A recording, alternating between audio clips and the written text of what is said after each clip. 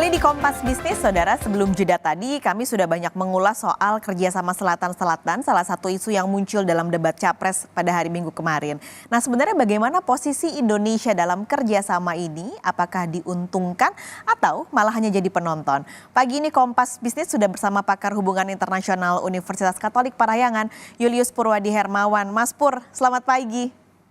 Selamat pagi, Pak Skalis. Oke, Sehat-sehat selalu. sehat selalu juga Mas Pur. Ini menarik untuk bahas kerjasama Selatan-Selatan. Saya cukup kaget ketika isu ini muncul di debat karena bukan menjadi salah satu isu yang banyak dibicarakan gitu Mas Pur. Nah, sebenarnya seberapa signifikan sih kerjasama Selatan-Selatan ini untuk Indonesia?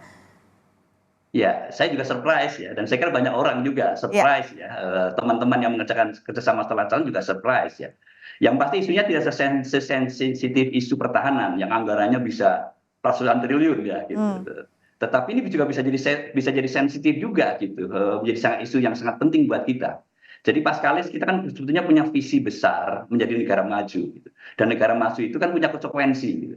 Di antaranya adalah nanti harus menyediakan anggaran yang cukup besar di APBN kita untuk membantu negara-negara berkembang, termasuk negara selatan gitu. Itu 0,7 kalau jadi negara maju, tapi kira-kira kan 20 tahun lagi lah gitu. Nah, konkretnya sebetulnya sekarang kita juga sudah jadikan anggaran gitu ya. Dan itu menunjukkan bahwa kerjasama selatan-selatan sangat penting di kita gitu. Anggarannya cukup besar, sekalipun tidak sebesar anggaran pertahanan. Jadi saya menyebut misalnya kalau kita baca LDKPI, itu adalah lembaga pengelola dana kerjasama Selatan-Selatan, itu kira-kira dalam 3 tahun 120 miliar. Cukup besar ya gitu. 20 miliar untuk negara lain gitu ya. Lalu kemudian jangan lupa setiap tahun kita juga punya kegiatan kerjasama Selatan-Selatan, kira-kira 60 sampai 70 program, dan biayanya sekitar 50 miliar gitu ya, cukup besar juga. Jangan lupa kita menyediakan beasiswa juga untuk negara-negara berkembang, sekitar 100-an setiap tahun gitu. Jadi kalau dihitung cukup lumayan besar ya, gitu. Cukup lumayan besar, dan itu sebetulnya untuk menyongsong transformasi kita menjadi negara maju yang sekaligus menjadi donor nanti, penyedia bantuan kerjasama Selatan gitu. Itu kira-kira cukup signifikan gitu. Cukup signifikan. Artinya kita di kerjasama Selatan-Selatan ini perannya adalah sebagai negara yang membantu negara-negara lain dalam kerjasama ini, ataukah ada aspek lain Mas? Misalnya nih perdagangan antara Indonesia dengan negara-negara lain di dalam skup kerjasama ini. Nah, kemarin dalam pidato tahunannya, Bu Menteri nyebut gitu bahwa kerjasama Selatan gitu ya melalui Indonesian Aid, ya saya sebut LDKP, itu diarahkan untuk diplomasi ekonomi, salah satu bagian dari diplomasi ekonomi. Sebetulnya betul banget gitu ya, bahwa kalau kita menyediakan anggaran segitu besar, idealnya gitu, bukan cuma menyediakan freelance ya, makan gratis, gitu, seperti salah satu paslon menjanjikan itu gitu. Apalagi makan gratis untuk negara berkembang yang lain, negara berkembang bukan rakyat kita sendiri gitu. Jadi harus balik modal intinya gitu. Jadi harusnya idealnya gitu, ketika kita membantu negara berkembang gitu, perdagangan kita juga meningkat. Seharusnya gitu. Oke, seharusnya berarti sekarang enggak? Belum. Oke. Belum. Jadi kalau istilahnya belum balik modal. Dan saya kira bisa dijelaskan kenapa gitu. Karena kerjasama kita masih banyak ke pembangunan, ke governance gitu ya. 20% kegiatan-kegiatan kerjasama Selatan-Selatan masih baru 20% saya kira gitu ya. Diarahkan misalnya untuk industri kreatif, untuk UMKM gitu, atau untuk mendukung masuknya produk-produk kita di negara-negara berkembang gitu. Itu baru 20%, dan ke depan harusnya lebih banyak lagi gitu. Sehingga akses pasar kita menjadi semakin besar gitu, terutama ke negara-negara berkembang. Mas, ini kan kalau kita ke sesama negara berkembang saja tadi berarti untuk bisa mencapai tadi misalnya Mas Pur contohin produk-produk kita bisa masuk ke mereka gitu. Itu aja tidak mencapai target atau sulit gitu ya. Apa sih sebenarnya kendalanya? Yang salah di Indonesianya ataukah memang aturan kerjasama perdagangan internasionalnya ini yang menyulitkan posisi Indonesia? Yang pasti kemarin kan pertanyaan di debat Capres kan, grand strateginya seperti apa kerjasama Selatan gitu. Lalu langkah-langkahnya seperti apa. Nah, tampaknya kita harus bekerja menyiapkan ini gitu, menyiapkan grand strategi yang nanti bisa mengarahkan kerjasama Selatan kita betul-betul untuk mendorong perdagangan kita gitu dengan negara-negara mitra. Saya kira belum sayangnya diarahkan ke sana yang saya sebut tadi baru 20%. Contoh konkret ya gitu. Kerjasama di bidang pertanian dengan Gambia, dengan Tanzania, dengan negara-negara Afrika yang lain. Kita punya alasan saya kira kenapa Indonesia bisa menawarkan itu gitu. Secara produk kita punya namanya hand tractor, traktor tangan gitu ya, yang bisa dipakai oleh petani-petani di Gambia, di Tanzania. Nah, yang seperti ini saya kira harus didorong lebih banyak lagi gitu. Oke. Lalu produk unggulan lain misalnya kita punya teknologi khas Indonesia yang kita bisa jual di negara-negara berkembang termasuk di Afrika gitu.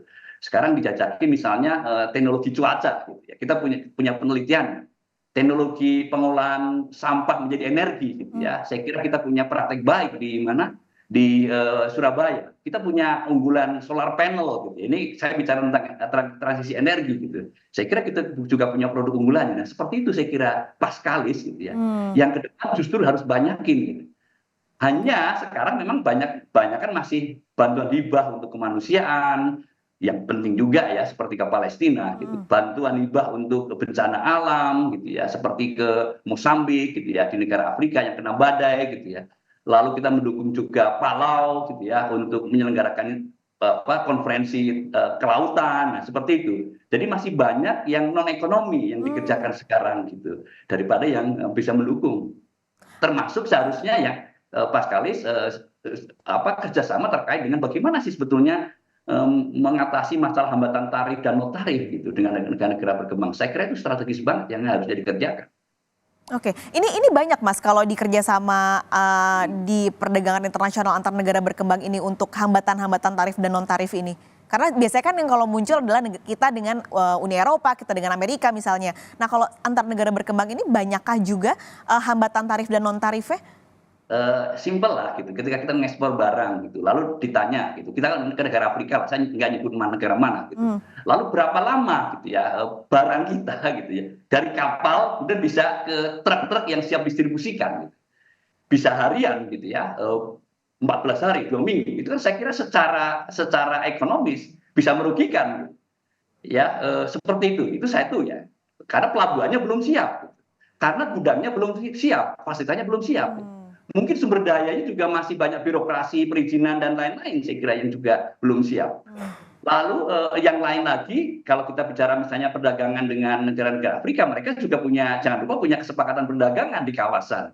Itu sisi yang lain gitu. Jadi bukan hanya WTO gitu yang mereka ikuti, tapi juga kesepakatan perdagangan kawasan di Asia, di Afrika Timur atau di Afrika Barat. Saya kira itu juga menjadi satu isu yang kita harus tembus juga. Oke, ini kan kalau kita ingat Mas, kalau ngomongin Afrika tahun lalu juga Presiden sempat datang, ada konferensi juga di Afrika. Itu apakah salah satu cara dan langkah juga untuk bisa mempermudah dan memuluskan perluasan pasar kita di Afrika? Ya betul. Kalau kita lihat data gitu ya, 0,26% kira-kira ya itu sekarang kira-kira posisi kita perdagangan dengan 2,6% perdagangan dengan negara Afrika gitu. Cuma sebetulnya kan masih sangat sangat jauh sekali dari ideal ya, padahal itu potensial banget. Kemarin ke Kenya, ke Tanzania, Rwanda, lalu Afrika Selatan, bener banget itu gitu. Dalam rangka untuk mengembangkan pasar kita gitu, ke non tradisional, pasar non tradisional. Nanti kan akan ada kunjungan Presiden Tanzania kan tanggal 24 Januari ini, gitu. Dan kelihatannya kita cukup serius juga gitu. Cukup serius juga untuk menangani kerjasama selatan dengan target Afrika. Oke, karena ini juga jadi pasar yang menarik di Afrika ini. Terakhir, Mas Pur, yang juga lagi banyak dibahas adalah BRICS nih, yang juga kayaknya muncul untuk ambisinya adalah menjadi tandingannya Amerika gitu. Nah, kalau BRICS ini yang isinya juga ada beberapa negara berkembang, berpengaruh nggak sih Mas pada kerjasama selatan-selatan? Ya. Nah, ini satu model baru ya, BRICS ini saya sampaikan. Selama ini kerjasama pembangunan itu selalu utara-selatan. Utara North South ya gitu. Jadi Indonesia dengan Jerman, Indonesia dengan Amerika, Indonesia dengan Perancis gitu ya. Indonesia dan Inggris gitu dan negara berkembang lain dengan negara-negara maju. Itu kan selama ini seperti itu. Gitu. Lalu yang sering dikritik adalah hubungannya seperti patron klien. Mereka punya duit gitu ya, mereka mendikte gitu ya, programnya seperti apa. Ada perubahan sekarang, lebih menekankan pada apa sih kebutuhan dari negara-negara berkembang. Nah, BRICS apa yang menarik? Gitu ya? Penekanannya pertama seperti kemitraan, menekankan pada kemitraan. Nggak ada lagi yang namanya patron klien. China dengan negara-negara di Afrika, termasuk Indonesia, gitu, Arab Saudi, gitu ya, juga punya model menarik, gitu ya. India itu saya kira juga sangat serius menanganinya, gitu. Jadi kemitraan strategis itu menjadi bagian yang baru saya kira, yang membedakan kerjasama pembangunan Utara Selatan. Ini menarik, gitu ya. Dan saya kira kita perlu belajar banyak juga dari BRICS, gitu.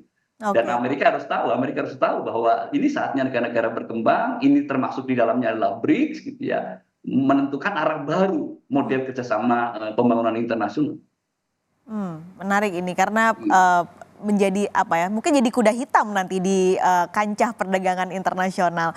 Mas Pur, terima kasih. Kita jadi ada gambaran betapa pentingnya ternyata kerjasama selatan-selatan ini masih banyak yang harus digarap. Petanya juga tentunya harus digarap siapapun presiden yang terpilih nanti. Mas Purwadi, terima kasih sudah bergabung Kompas Bisnis pagi ini. Sampai ketemu lagi, sehat selalu, Mas Pur.